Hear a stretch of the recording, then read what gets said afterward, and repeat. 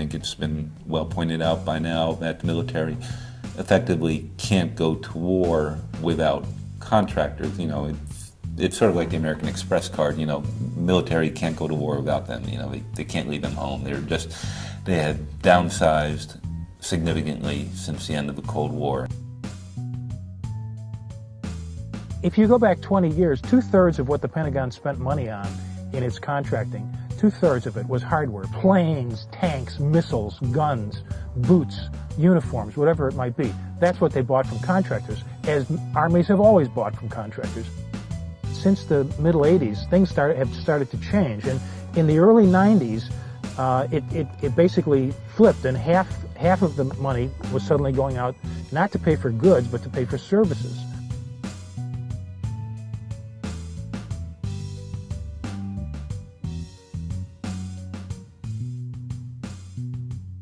Basically, government is turning over more and more areas that it used to control. And that's true whether you're talking about postal services, private prisons, security in the domestic sense. In the US, we spend more on private security than we do on police forces. The final monopoly of that, though, was the military. That was the one thing that defined what the state would do. That's the one government monopoly that was left. Well, that monopoly's been broken too with the private military industry. And now it's 56%. It continues to rise with every fiscal year. The percentage of money that the Pentagon spends, not on hardware, not on guns and rockets and airplanes, but on people providing logistical support. Sometimes they're cooking for the troops, sometimes they're doing guard duty, sometimes they're planning the next, war. The United States sort of says it doesn't do peacekeeping. So how do we support it? Well, we use these private companies, which are American companies in most cases, that provide everything that needs to be provided in terms of services and so on to make peacekeeping successful. I mean, the United States wouldn't be doing peacekeeping without these companies. The government isn't losing control over the use of force so much as the government and the people are using control over the force. Of course, the military is a tool like any other tool that a government uses, but the more you privatize, the more you divorce people from decisions about when and where and how and for how long to use that tool. If you try to do something that doesn't work, you just sort of get on the phone and say, help, I need help, just do it, I'll pay you to do it. In other words, that whole national motivation seems to have disappeared and it's come down to just being a business.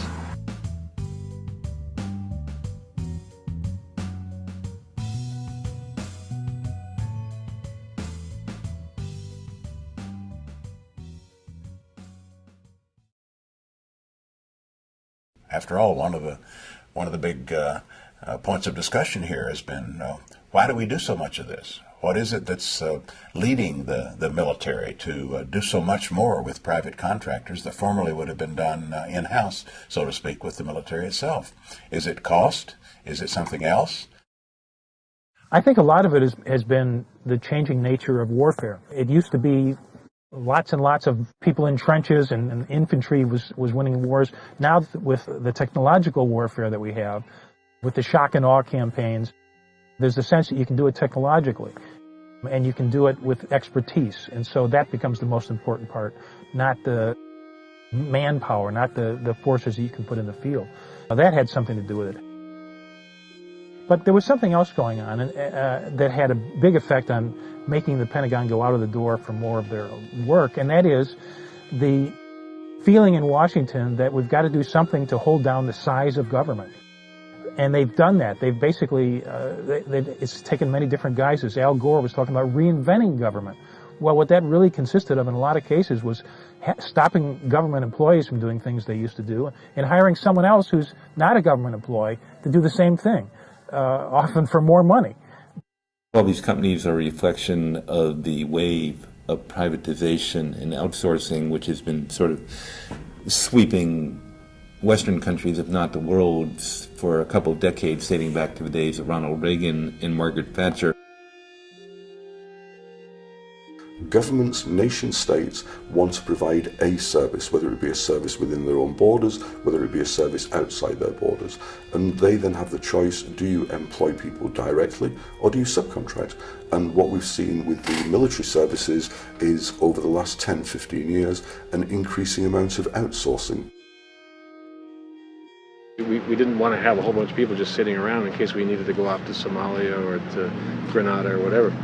So they began this thing called LogCap, and LogCap is a logistic capability that comes through civilian vendors.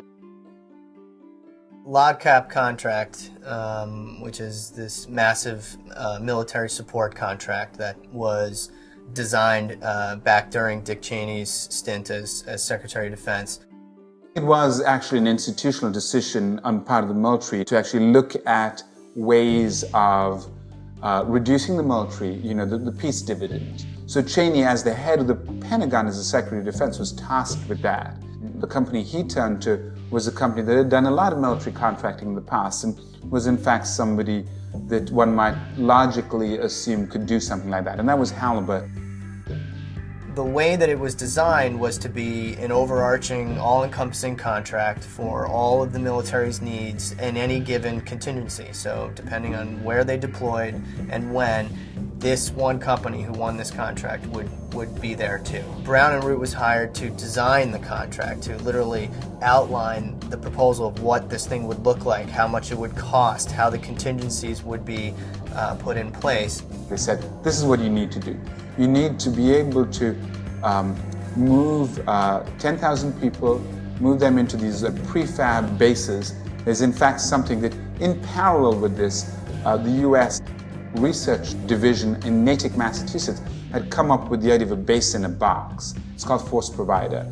You can use these Force Provider boxes, which can be deployed in a matter of weeks. They come in containers, shipping containers, just like you'd see in any port, and you could set up a base for 10,000 people in 2 weeks flat. So the Pentagon said, well, this is great. They obviously won the contract because they had designed it. They knew the most about it. It would be pretty difficult for them not to win a bid on that contract. And that contract, goes for years. They did logistics for Somalia, they did some work in Haiti, and it really mushroomed in the Balkans, where they built this entire military base called Camp Bonsteel, where they made about $1 billion for all kinds of support services for U.S. and Allied forces going into Kosovo.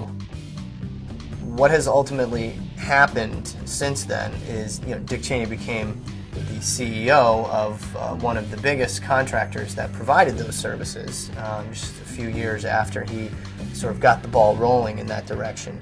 And our military has become increasingly dependent on civilian contractors.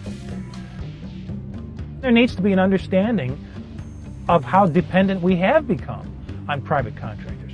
I don't think any politician in Washington really wants to think about that. At least a lot of them, most of them don't. They got enough problems to think about without having to think about that. But that's the second half of the equation. If you want to reduce government, if you want to make government more streamlined, quote unquote, these are euphemisms. There's no free lunch.